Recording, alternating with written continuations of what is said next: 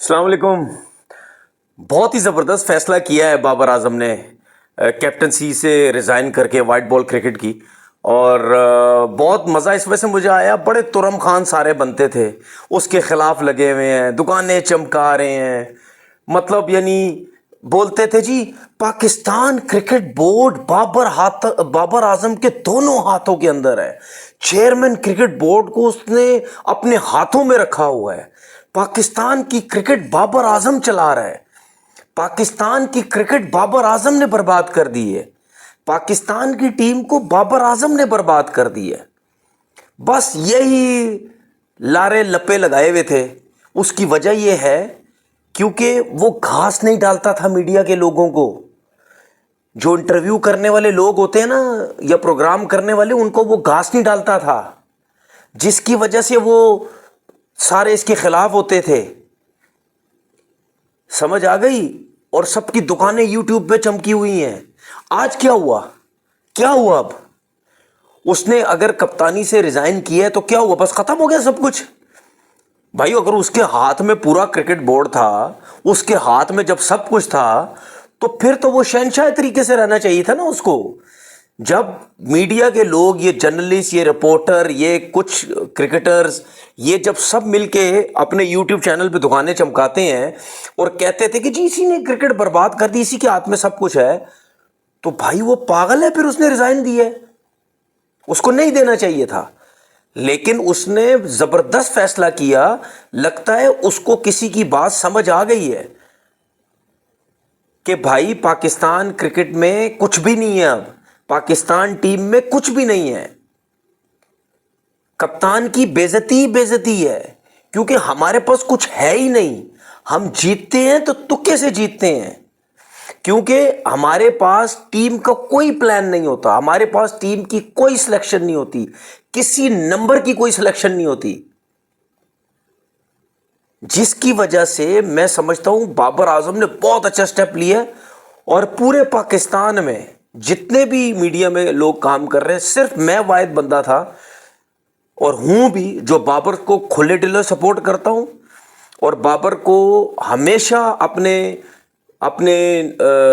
YouTube channel کے ذریعے, T V پہ جب بھی بیٹھا یا ٹویٹر پہ یا جہاں سے بھی, میں اس کو ایک میسج دیتا تھا کہ بھائی آپ نے کپتانی نہیں کرنی, آپ چھوڑ دیں کپتانی. میں یہ نہیں کہہ رہا کہ میری وجہ سے اس نے چھوڑی ہے, میں اس کو میسج دیتا کہ بھائی چھوڑ دو, آپ ایز اے بیٹسمین کھیلو. ہمیں چاہیے کہ آپ پاکستان کے لیے رنز کریں, کیونکہ اب میں نہیں, ٹھیک ہے, one of the greatest player Pakistan کی ہسٹری میں ہے, ٹھیک ہے, one of the greatest player Pakistan history میں ہے. اب سب کی بولتی بند ہو گئی. جاؤ پوچھو جا کے جس نے یہ بولا ہے, پورا پروگرام کرو جس نے یہ بولا, پوچھو اس بندے سے جا کے کہ بھائی تم نے کیا یہ بات کی ہے. تو میں تو ویسے ہی کہتا تھا کہ وہ پاکستان کا کنگ ہے, میں تو ویسے ہی کہتا تھا, اس سے بڑا پلیئر ہے ہی نہیں کوئی, ٹھیک ہے. تو بابر اعظم کی جو رینکنگ نیچے آئی ہوئی ہے, ابھی بھی اس کے حالات برے نہیں ہیں. 16 اننگ ٹیسٹ کرکٹ میں کچھ بھی کرنے کے باوجود بھی اس کی 45 سے اس سے اوپر کی ایوریج ہے. 2 میچز میں اس نے رنز کرنے پڑے, اس کی رینکنگ خود ہی اوپر آ جانی ہے. تو ہم یہ چاہتے ہیں, پورا پاکستان یہ چاہتا ہے کہ آپ ایز اے پلیئر کھیلیں, اپنی پرفارمنسز دیں, اور کوشش یہ کریں کہ میری تو خواہش یہ ہے کہ بابر اعظم ریٹائر ہونے تک تینوں فارمیٹ کھیلتا رہے. اور مجھے امید ہے انشاءاللہ تینوں فارمیٹ وہ کھیلے گا, کیونکہ وہ جیسا پلیئر ہے ویسا پلیئر ہے ہی نہیں ہمارے پاس. نہیں تو سارے ریلو کٹے, کوئی سفارشی, کوئی ڈنڈے پہ آئے ہوئے, ٹھیک ہے, اس قسم کے پلیئر تو ہمارے آ جاتے ہیں. تو کیسے بابر اعظم کے بغیر اور رضوان کے بغیر, جس کا نام میں نے ٹائیگر رضوان کا رکھا ہے, ان کے بغیر آپ کی ٹیم چل ہی نہیں سکتی. تو ریٹائرمنٹ تک پرفارمنس دیتے رہو بابر اعظم, اور آپ کھیلتے رہو. اور اپنی پرفارمنس کے ساتھ ساتھ یہ ضرور خیال رکھنا کہ جو ہیٹرز ہیں, جن کی بولتی بند ہوئی ہے, ان کے پاس اب بولنے کے لیے آج کچھ ہے ہی نہیں, کیونکہ آپ نے کپتانی سے ریزائن دے دی. اگر آپ نہیں دیتے تو روز ان کی دکانیں چمکتی رہتی. ان کا آپ نے بہت زیادہ خیال رکھنا ہے, کیونکہ ان کا گھر, ان کی زندگی, ان کی کمائی آپ کی وجہ سے چل رہی ہے. ان کے ویوز, ان کے ڈالر صرف آپ کی وجہ سے آتے ہیں.